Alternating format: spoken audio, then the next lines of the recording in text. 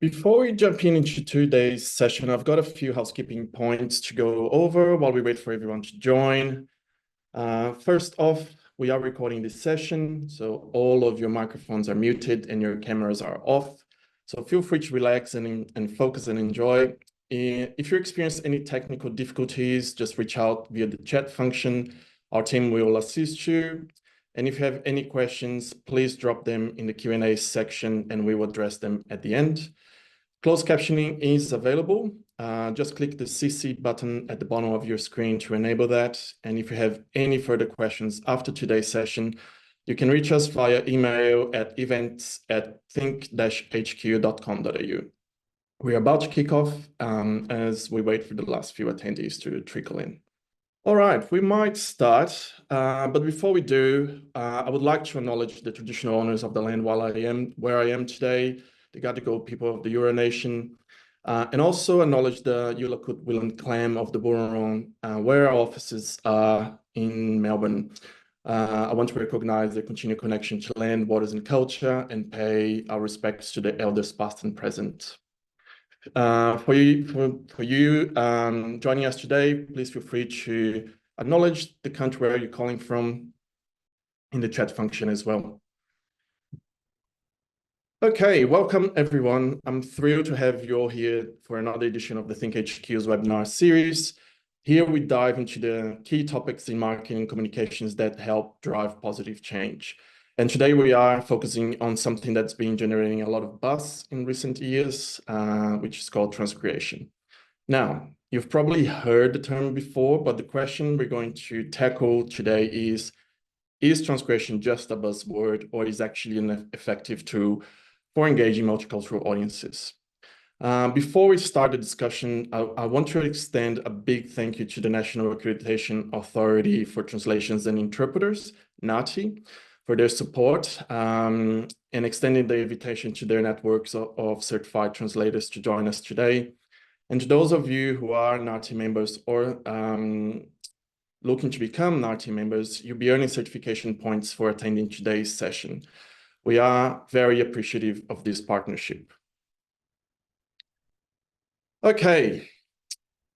For those of you who may not know much about Think HQ, I want to give you a quick overview. At Think HQ, we are all about creating positive change, and we've been seeing this big shift happening in the world. More and more consumers are aligning their spending with their values.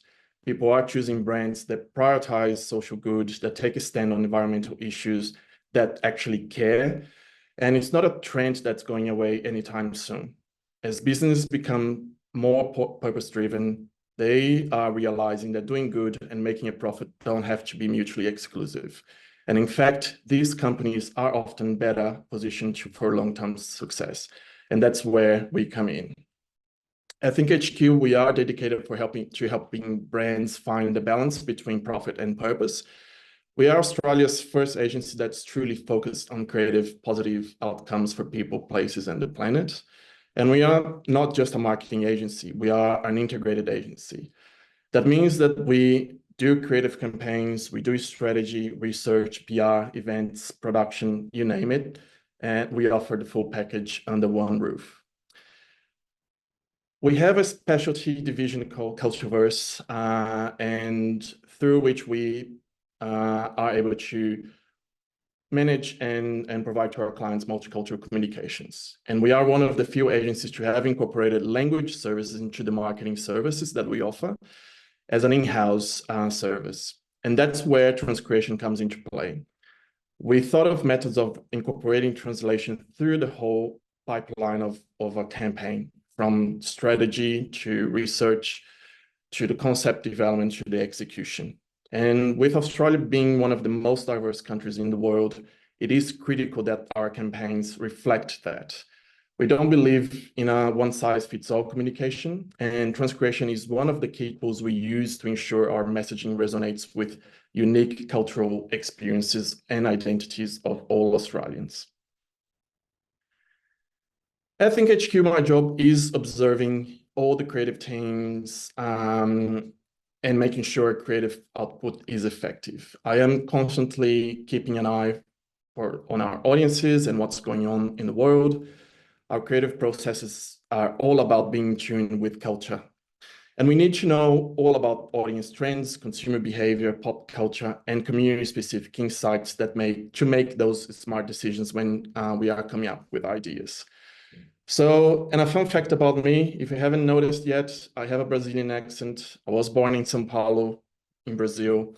And growing up, I was always immersed in different languages and cultures, whether it was consuming American entertainment adapted to our local context, or even reading Shakespeare translating to Portuguese with Brazilian character names and locations, or navigating the mix of Spanish, Portuguese, African, and indigenous cultures in South America. Transcreation in one way was just part of our everyday life. And I bet many of you joining us today can relate to that.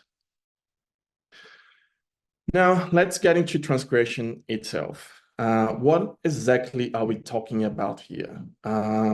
So the purpose of today's webinar is to provide a clear picture of how transcreation is conceptualized from both an academic, but also from an industry perspective. So what the literature says, to start, we should remember that transcreation is often defined in relation to translation. So understanding the general ideas about translation can help clarify what transcreation is all about. That said, transcreation as a term is still developing, and there isn't yet a global consensus on what exactly it covers. In the academic literature, you find a range of definitions for transcreation, and some come from the literary world, while others stem from more industrial contexts. And here, like a quick disclaimer before we dive further, I am in a creative role. I am not a certified translator or an interpreter or an academic researcher. I did spend a lot of time reviewing and researching articles and academic papers on the subject, though, to craft the framework that we used at ThinkHQ. And this presentation is based on that. But also this presentation is from a creative process perspective, how copywriters, designers, art directors, creative directors like myself can work more effectively with certified translators and the communities to devise more successful, authentic, and genuine campaigns. Transcreation is collaborative, it's interdisciplinary, it blends creative and translation studies with writing, visual, and multimedia design. And in this way, it is integrated. And as I said at the beginning, it can't exist in isolation with just one discipline, but actually happens throughout the whole development of a campaign and the process of getting that idea out. Now, a bit of history. The term transcreation isn't new. It first appeared in 1676 as a philosophical concept in Leibniz's theory of motion. This is completely out of the scope of today's session, but if you are curious about it, you can go and easily find more about that on Google. In terms of translation, transcreation as a term was developed in India and Brazil first in the mid-20th century. For example, in 1964, the Indian scholar Purushottama Rao wrote about translating Sanskrit classics and said that the translator must edit, reconcile, and transmute, and he called this process a matter of transcreation. I think the first time the term was actually used was in the 1950s by the Brazilian poet and translator Haroldo de Campos. He was the first to coin the term transcreation in this modern context of translation. He works with concrete poetry, and I have an example of concrete poetry on the side. And it's largely focused on the form and the sound and the rhythm of the words, and also the aesthetic qualities of the original text, not so much the meaning.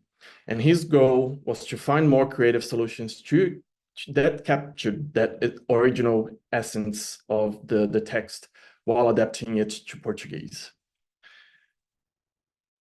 More recently, in 2010, the Chinese design and advertising publication Modern Advertising Magazine discussed the term for the first time in China in an article. Now, for a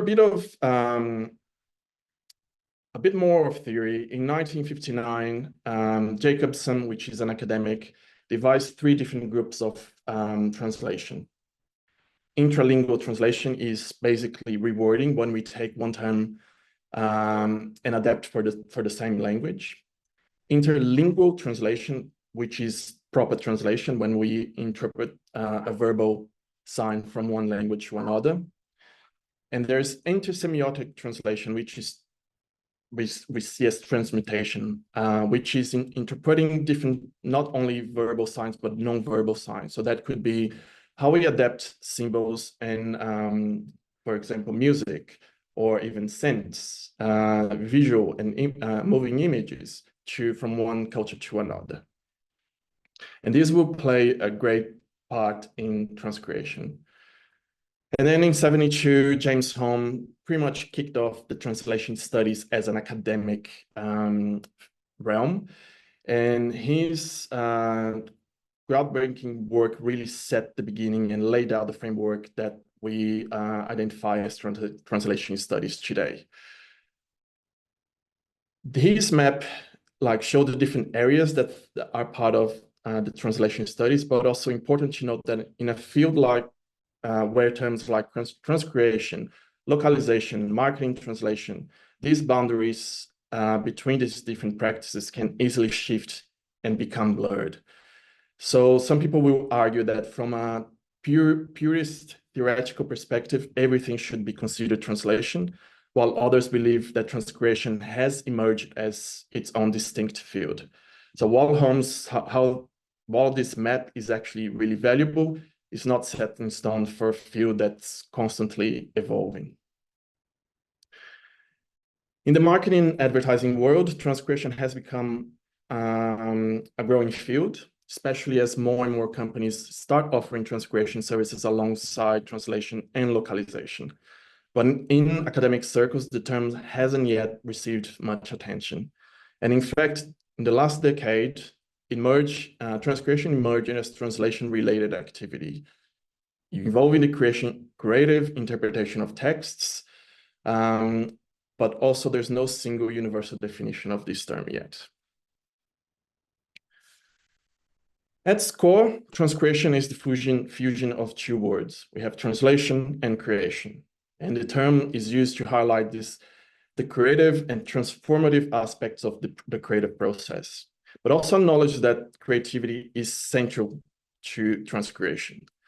And as the concept of translation expands and starts to comprise more and more aspects of interlingual and intercultural communication, we see that the translator role here, he becomes an artist, and the translator starts shaping language. And transcreation we see as this interdisciplinary approach where the translator is integrated to the creative process. It's not just about comparing source and target text anymore. Today, transcreation requires an investigation into the context and how that context affects the communication. And when we talk about comparing source and target texts, equivalence has historically been a big topic in translation studies. And even though it's being heavily criticized over the years, it still plays a big role. Many practitioners, especially in transcreation, aim to achieve the same effect in the target market that the original material had in its own market. So while the content may be adapted, the goal is always to evoke the same emotional or persuasive effect. Now I want to show an example. I'll play the video first. Hello. Today I'm going to show you how to say Coke in Chinese. If you have passed SHK 2, you might already know this. In Chinese, we say 可乐,可乐,可乐,可口可乐,百事可乐。我更喜欢可口可乐，你呢？ So even in contemporary advertising, this idea of achieving the same effect is key. And this famous example comes from Coca-Cola when they first entered the Chinese market back in 1927, so nearly 100 years ago. The original attempt that they had was to translate Coca-Cola's the brand name phonetically, But that led to unfortunate meanings like female horse fastened with wax, or bite that wax tadpole. And they had to go back to the drawing board, and eventually they chose the name Coca-Cola, which translates to permit the mouth to rejoice. And that's a brilliant example of using transcreation to ensure a brand was successfully adapted to a new market.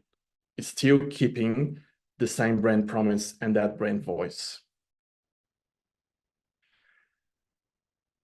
The 80s gave us more than just great music and fashion. The academic side of translation evolved quite a bit in the 80s as well.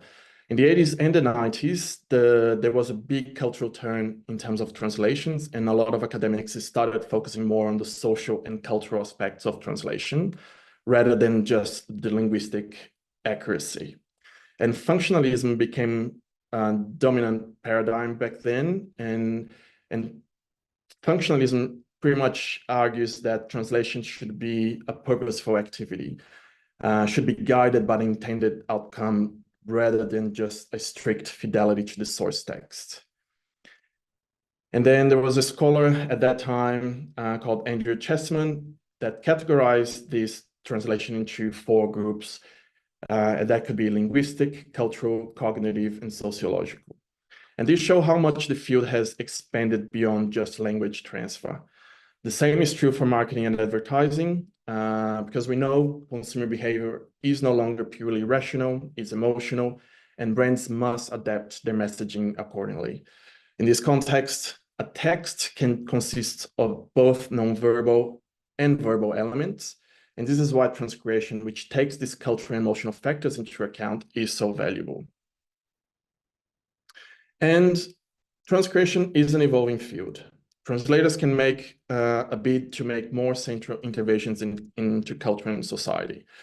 And I was reading a comment on LinkedIn about the webinar, and translators, they do bring this multicultural view to their work. They are analyzing the cultural aspects, sociological aspects, and everything like affecting a certain community at the time of where they're doing their work. And that involves changing that purely restrictive or instrumental view of translation as a practice, and also educating society as to what translators both know and can do. So this section, we presented a number of views on theory and methodology of translation, but the point that I'm trying to make here is that translation is an evolving field, and that perceptions of what translation is or should be have changed over time and will continue to change. So our take on this is that there are different terms to represent or highlight certain aspects of translation. And this is primarily driven by the industry. So these terms can come from many different places, many different occasions, and they are invented somewhere within the language service providers industry, as I said. So if anything, these different terms contribute to raise awareness of the complexity of processes and encourage us to rethink more how these traditional views on translation. For us at ThinkHQ, we believe that the term translation is an umbrella term that can easily embrace new terms such as localization and transcreation. If anything, transcreation is a contribution to translation rather than a replacement of it. However, from a service offering perspective, we categorize the 3 differently. Translation, we categorize as the transfer of written or verbal text from a source language to a target language. Localization is the transfer of written or verbal text from one market or industry to another. And the line between localization and transcreation can be very blurred, but the term localization is often used in the industry when brands are entering foreign markets. An example might be an American brand entering Japan, or marketing material and brand where the marketing material and the branding would be adapted, but not necessarily transcreated to suit that very specific cultural requirements of that market. And that could be looking at the fonts and colors, or even adding a mascot to that market. And then, of course, transcreation can extrapolate these 2 terms to include other systems, mediums, and symbols, both verbal and non-verbal.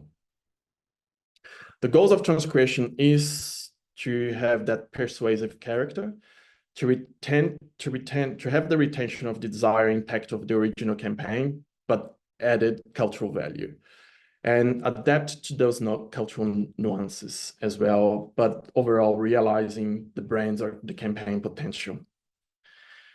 Transcreation is a culturally appropriate transference of a concept into another language, not so much a text, but a whole concept into another language, culture, or subculture, as opposed to just the linguistic transfer that is often perceived by clients as a traditional translation. So this process is highly used in advertising and marketing, and where cultural insertion is needed and this process involves many players. The crux of the process, though, lies in that creative concept development, where the creatives and translators need to work side by side. As I said, involves many players. We have clients, within the agency, we have account managers, strategists, the creative team, working with our translators, also with community members. We have researchers that we do concept testing of those transcreated concepts in language with those communities. Then once the concept is approved, we have the producers, we will get the concept and execute it. And that will come with film directors, photographers, musicians, and all of that whole team needs to be across that project and the Transcreation goals as well. Now this part two, so we covered a bit of the theory and the definitions of Transcreation, and you know that there isn't a specific definition, but how we look at it at ThinkHQ from a market perspective. This second part, I want to talk about these integrated marketing communications and how that involves Transcreation. And as I said at the beginning, at ThinkHQ, we emphasize integrated marketing communications. This means that we start with the customer needs and the customer characteristics and work backwards to determine the best strategy and the methods. And in a multicultural context, this means often that we use Transcreation to adapt campaigns while maintaining consistency across different audience segments. And this consumer-oriented approach highlights that consumers can no longer be won over simply by us telling us that a product or service is superior or has better quality or better product. The relation to the brand is of great importance and can often be determining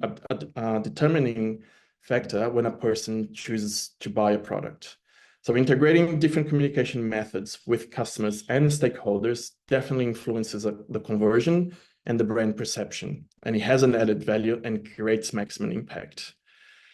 And campaign consistency is vital, but it doesn't mean saying exactly the same thing in every market or to every community. It means making sure that your core message is clear while allowing flexibility to adapt to different cultural contexts. But campaign consistency does not only occur over time, space is certainly a crucial factor. Brands need to be where the communities are. And this is where Transcreation also comes in, because it helps brands maintain a consistent idea over time and in different spaces while tailoring their message to resonate locally to different communities and audiences. And that creates a tension between this standardization and adaptation. There are challenges, of course, and operating in diverse markets means balancing this. It might be cheaper in the short term to run the same campaign that it's thought out at the beginning, and we just bring the translators once everything is done. But without cultural adaptation, you risk missing the mark as well. This classical idea behind brand management was an inside-out perspective where the brand was defined exclusively in the marketing department and then diffused into the market using this one-way stream of communication. And when applying such approach, the marketing strategy will be less sensitive to consumer behavior and market diversity, and consequently tends towards a strategy of standardization. This kind of brand management more or less assumes that consumers will act rationally and buy a product based almost on factors like price and quality.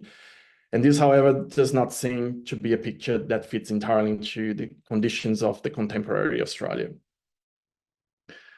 And one of the principles of integrated marketing is that it is based on an outside-in perspective. We start with the customer, with the consumer, and then we go back into the marketing department. The brand here is dynamic, is a dynamic concept, and is created together with the consumer. And a dynamic brand can also change and is more likely to be adapted to local markets. And if consumer behavior is predictable and can be controlled by marketing department, there is less need to listen to consumers and take these cultural differences into account. However, both branding and integrated marketing today tend to favor the idea of an empowered consumer. And as I said at the very beginning, people are more purpose-driven. So these empowered consumers tend to act more independently and doesn't always act rationally, but also is based on emotions. We are emotional beings. And there's a tendency that we also certainly see present in translation today. Consumers nowadays have a lot more influence on brands than ever before. They tend to act more as co-creators of brands, expressing their opinions in many ways, participating very actively in building that brand.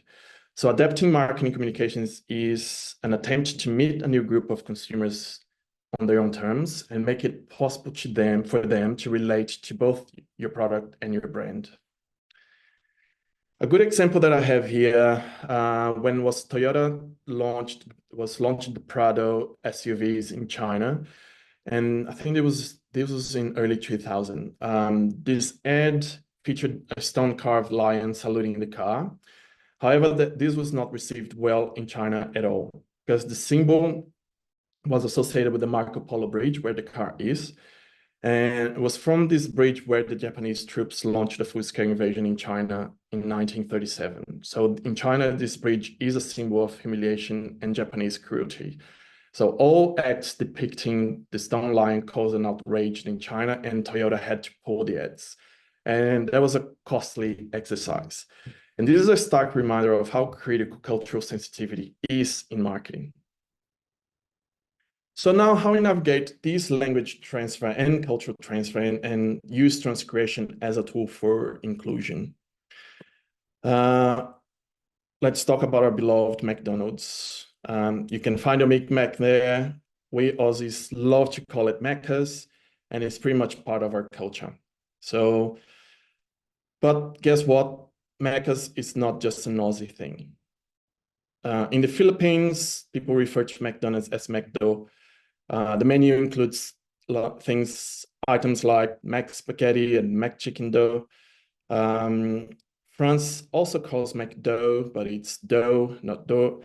And in the menu, they have pastries, croissants, donuts, pain au chocolat. Germany calls Macca's. And they're also ahead of the game because they have vegan options there. In Mexico, people refer to McDonald's. Macu in Japan, and in Brazil is Mackie because everyone says Mackie Donuts. So what McDonald's did here, they tapped into people who were phonetically referring to the brand and simply embraced it. It is not a literal translation, but a cultural transfer and a good example of transcreation in action. Another example here is the global sneakers campaign, "You're not you when you're hungry." And even though the headline was almost literally translated to different markets, the campaign execution in local markets were nothing but literal. What they did here, they tapped in each market and what it meant to be you when you're not hungry in those different cultures, and adapted the storylines, the film scripts, and the visual concepts to include local pop culture. They used universal creative elements of storytelling, working with flexible creative devices that could create this local engagement through this authentic and customized content. And that results in sales increases in each market. So these are universal elements that we look in when we are devising trans-created campaigns. So what are the elements of storytelling, how we can work with flexible creative devices, and how we can embed those devices with local cultural elements. So here an example of the sneakers ad in Australia. You're up, mate. Out of my way, you goose! What's wrong with this place? Who the flaming heck put that there? Dude. Don't dude me, you long-haired yahoo! Eat a Snickers. Why? Because you're a cranky old man when you're hungry. Better? Better.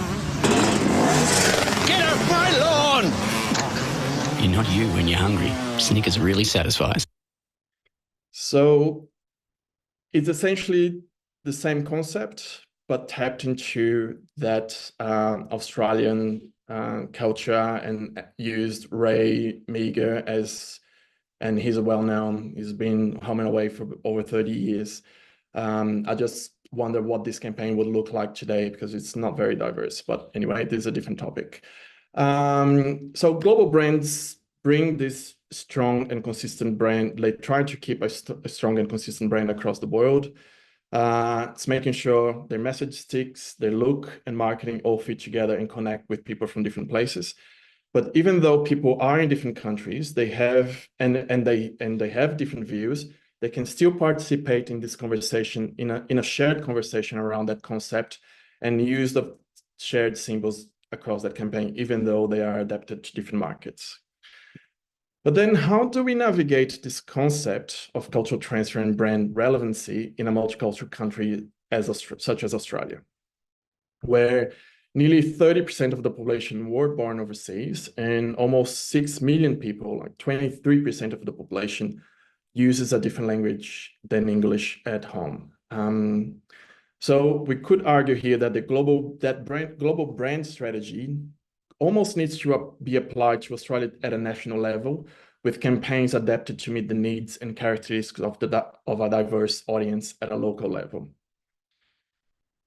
As I said, like we speak more than 350 languages other than English, and nearly 23% of the population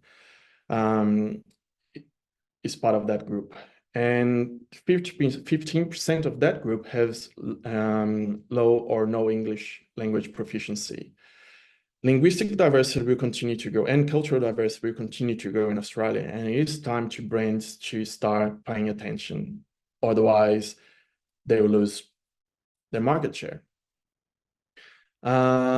We have seen a shift in migration patterns in Australia.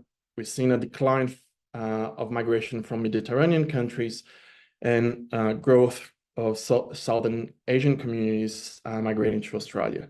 And this is something that will definitely impact as well how brands communicate. And what culture has to do with this? What people value around the world depends greatly on their cultural background. And we know it's not the only factor, but cultural aspects do play a great role in how we perceive the world around us and also how we behave. And this is why some people value individuality, while others value togetherness. Some people value spending, while other people value saving. Some people value cooperation and others competition. And marketing and communication should be based on consumers' backgrounds.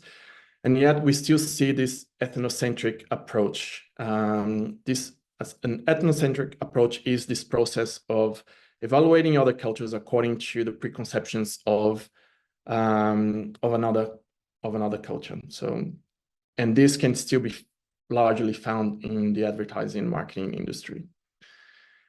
Like, as I said, I was born in Brazil and moved to Australia 15 years ago. And when I compare the two countries using the Hofstede cultural dimensions, I can see they are quite different culturally. Culture in this context refers to this collective mental programming that sets one group of people apart from another. And this programming affects how people think. It shapes the significance we place on different aspects of our lives. And this becomes embedded into a lot of our institutions, societal institutions. But also important to note that not everyone in a society is programmed the same way. And individual values can also vary within a country. And this is where we start seeing subcultures or groups forming by their affinity. So even if we are talking about cultural aspects, we also need to identify what are young people, what are the subcultures, older people, LGBTQI plus people. There are several subcultures within cultures that also we need to pay attention to. So using the Hofstede tool, like if we can still compare, I think we can still compare these country scores to understand like general cultural differences, and how these kind of influence our social norms as well. It is important that in advertising marketing, we are paying attention to the customer journey, and we are considering, especially for multicultural audiences, how those audiences are experiencing that brand across all touch points, and then build our campaign based on those experiences. We can't just think of translating an advertising campaign if your website doesn't have in-language pages, or if your PR is not actually working with ethnic media outlets. So it's thinking about that customer journey as well, and then embedding that into the campaign development and across your whole transcreation process, and that becomes part of your strategy. And of course, there are implications to communication. Like multicultural, we can argue that multiculturalism is mainstream in Australia, is the norm, and needs to be considered in our strategy. This will, of course, drive increasing complexity, because we'll require more tailored messaging and targeting. But also there is a changing face of cultural diversity also happening, and then this can happen across different life stages and ages. As I said, they are part of subcultures as well. Just last week, I was looking at the Australian box office, and I wasn't surprised, but I was to see the Punjabi movie Arda Sabat Dibalidi as top 5 in the box office. So this is a good example of shifting consumer preferences in Australia. So as marketers, how do we leverage this opportunity? What type of ads would we program for those movie sessions if we are using cinema advertising as a strategy? Who is attending those sessions? Where is the data coming from? If we use traditional research methods, you would see that multiculturalism is not a way we can't actually address or understand how multicultural Australia is. And it's very different using traditional research methods to actually come up with that data. So how do brands adapt? Cultural and language transfer becomes crucial to brands in this environment. It's not a question if you should be communicating in language, but questioning why aren't you? It all comes to embedding inclusivity into the strategy and to the creative process. And then transcreation becomes a major tool to drive the effectiveness of those campaigns. And why does it matter? At the end of the day, transcreation goes beyond just linguistic translation. It's about understanding how to adapt messaging to suit those different cultural contexts, ensuring that emotional resonance is maintained. And in today's world, consumers are co-creators. They have a voice through social media. Brands need to meet them where they are on their own cultural terms. And this is why transcreation matters. It's not just about carefully selecting the words and providing equivalence between source and target text, but it's about creating those flexible campaigns that respond to the peculiarities of each market. And successful transcreation can increase sales and brand loyalty, while poor cultural adaptation can lead to costly mistakes, as we've seen. I think HQ, we see a more significant creative opportunity when we have translators closely cooperating with our copywriters and our director teams, not only translating, but also advising about culturally specific aspects of communities that they work with. The transcreation process goes hand in hand with creating the original campaign. And if transcreation is involved in developing the master creative, the source material, then we are probably looking at a process that involves the creation of both the source and the target material at the same time. And to ensure that the content being worked with achieves this linguistic and cultural appropriateness, transcreation usually means translators are granted a greater creative license with the material than what would be common with translation. Here, they are encouraged to go beyond words to ensure the copy captures the intended message and also reflects the understanding of the audience's culture. Going back to the three groups of translations that we showed at the beginning, the intralingual, interlingual, intersemiotic, knowing where your campaign brief sits is the first step to define the strategy. And for that, we use Viviana Gaballo's translation matrix, because when we compare the different translation strategies, they all seem to leave us with a choice between either moving towards the source or the target, or towards the target. And target orientation is an important factor in transcreation. It means that relationship between the receptor and the message should be substantially the same as to which existed between the original receptors and the original message. And here, the purpose of translation is essentially what guides the choice of strategies. From an advertising transcreation point of view, target orientation is essentially regarded as the primary strategy, and to a very large extent, as one of its main strengths. In this diagram, you see source culture orientation, and if that's the strategy, it probably means you're adapting something from one language and communicating that to another culture. For example, if we need to teach AFL rules to another in another language, probably you need to be very close to the source material to do that. And then if we're staying close to the source language, probably a literal or formal translation will be more appropriate, or semantic translation. If we are adapting the campaign, and I have a few examples, we are moving to the space of localization or transcreation. But transcreation, even though the definition of transcreation says it is in the intra or interlingual reinterpretation of the original work, it is this intersemiotic group that defines its purpose, because it's not only about words, but also moving images, photography, sounds, scents. When we need to create stories that are grounded in culture-specific elements, or when we need to talk to subcultures within cultures, like to young people or older people or LGBTQI+, or people living in specific regions or areas. So that's where we start tapping to different symbols that are not necessarily just verbal symbols. And here we have a few examples. During COVID, we worked closely with the Victorian government on the COVID communications, and we were communicating all the restrictions over the period of nearly 2 years. That needed to be really close to the source language, because we're talking about restrictions and communication needed to be clear. So there is no space for transcreation here. Although for some clients, they needed to communicate specifically concepts within different communities. So for example, for public transport in Victoria, even though we had a master campaign for mask wearing, we adapted this campaign to Hindi, Vietnamese, and Arabic community and Chinese communities. The concept's core theme was about focusing on relationships that we kept in mind throughout the pandemic, the ones that we're doing the right thing for. And we showed how this care and love could be displayed in different cultures. And as I said, we had a flexible device, which was storytelling in a train. And then we craft different scripts to each different community, tap into specific cultural elements. So this was a transcreated campaign.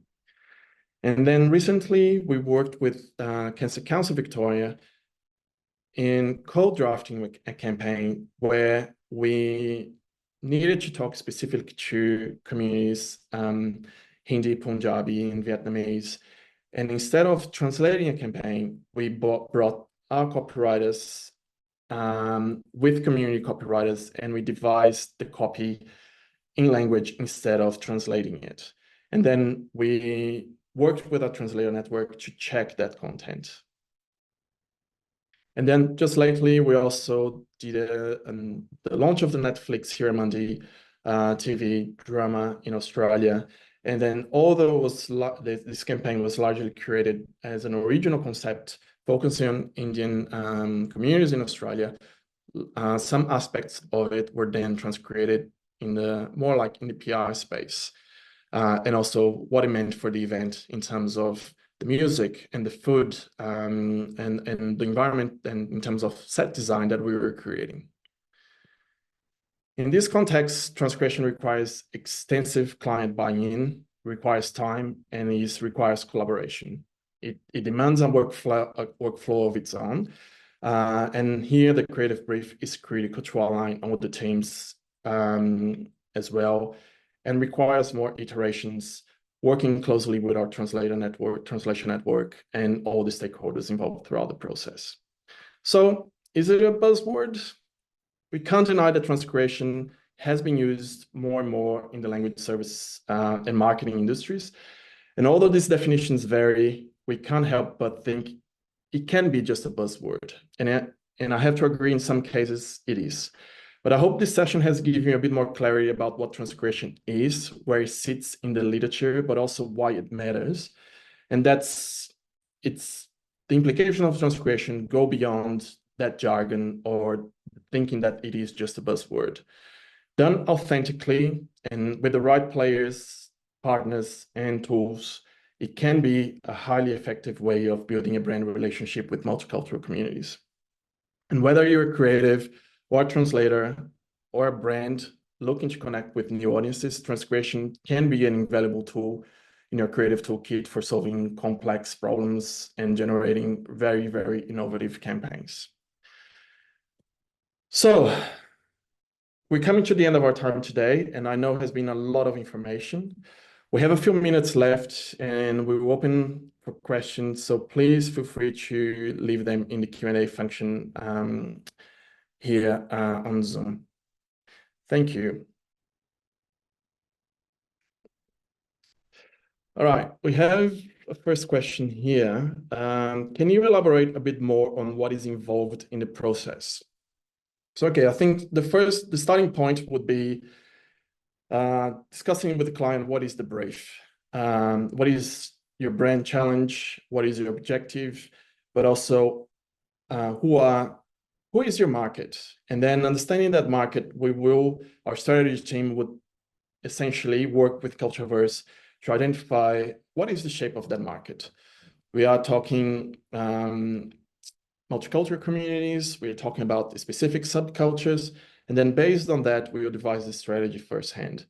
That strategy will generate a creative brief. And then at that stage, we know what is the creative challenge that we have to solve. And that's when we will work closely with our translator network, or in some cases with directly with the community, either through co-design, co-creation, or consultation. That creative process development, we develop the idea, we develop how the campaign will work as a visual concept or headlines and the copy. And that's where we work together with the translators to actually get to the final concept that's presented to the client. So instead of going in with an English campaign that will at the end be translated, and we then identify that it's untranslatable. We know the limitations of the concept at the beginning, and then we identify it will require transcreation or localization, or just a semantic translation is enough. And that's where we kind of devise our translation strategy as well. Transcreation will continue throughout the production. So if you're doing a film, for example, is the film completely in language? Do we need interpreters on set? Do we need interpreters working with the director who will be working with those actors on set? So it continues until the end, including music, selection, the pace of the film. So there is consultation throughout the whole process.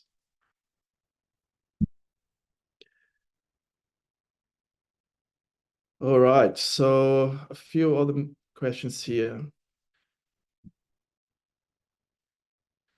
This information confirms what I do now with a medical advertising company that's based in Southeast Asia. It's quite a challenge that part of the work is the need to create scripts that comply with the time limitation. Yeah, and time is a challenge because transcreation will require time. But is that short-term gain and long-term risk? Because you might be spending to get things done quickly and cutting corners if your real objective is to reach that specific community. And in the long term, that will not generate the results that you need. So it's like how you balance the need for more time at the beginning, but potentially reaching your objectives. So how do you measure the success of a transcreated piece of content, and what metrics or feedback do you rely on to ensure it aligns with the target audience, cultural context, and expectations? So usually once a concept is done and the client has approved, we do concept testing, and that concept testing is done with the communities and in language.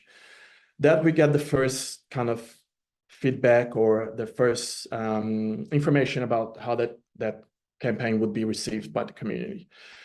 There will be refinement rounds, and once we get to a concept that tested well and it's been approved, then goes to market. And then we have some metrics that can be quantitative metrics like content, website visits, video views, content downloads, comments, but also we can do evaluation research as well. So depending on the size of the campaign and the type of client, there will be an evaluation research that we will track how the campaign was perceived and the effectiveness of it. And then that usually is presented back to the agency, and then we can track was the process successful, and also identify what wasn't successful. And then that kind of help us to even improve the concept, the process as we go.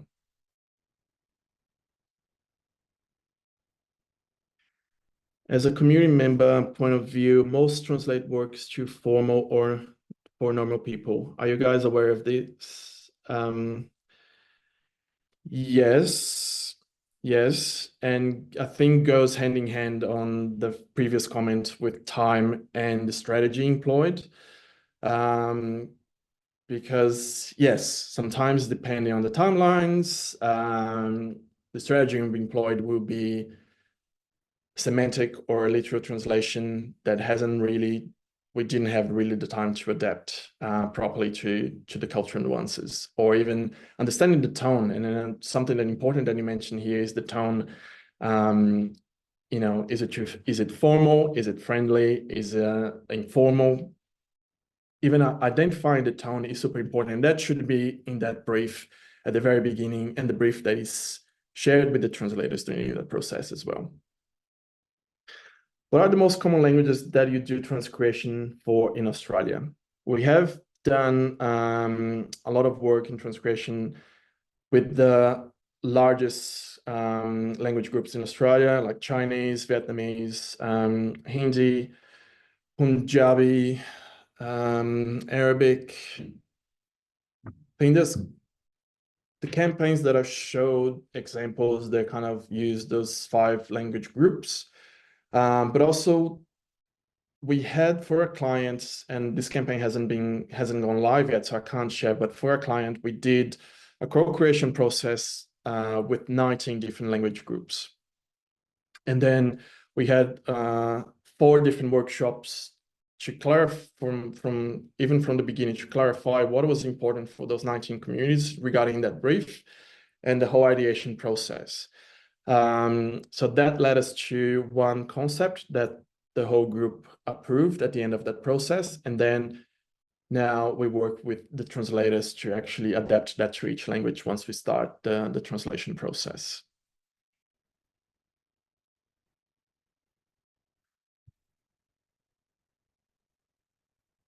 So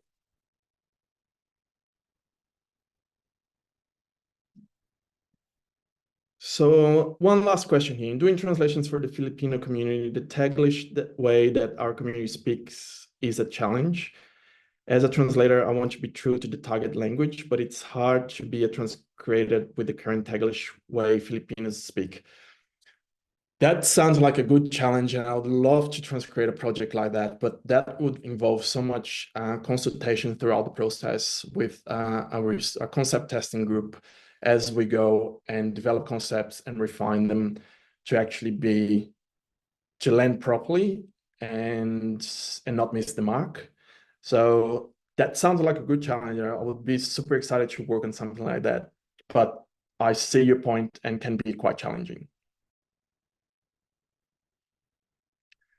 Yes, I can share the bibliography of the texts. I have a lot, but I can put a list together, and we will be emailing. There will be a follow-up email with the webinar recording, so we can include the bibliography there as well. So thank you so much for joining us today and engaging with these ideas around transcreation. We will be sending a follow-up email, as I said, with the recording on today's session, so keep an eye out on your inbox. And if you'd like to learn more about the work that we do at ThinkHQ, head to our website at think-hq.com.au. And as always, if you have any questions, feel free to reach out to events@think-hq.com.au with your questions. Thanks again. I look forward to seeing you at the next session.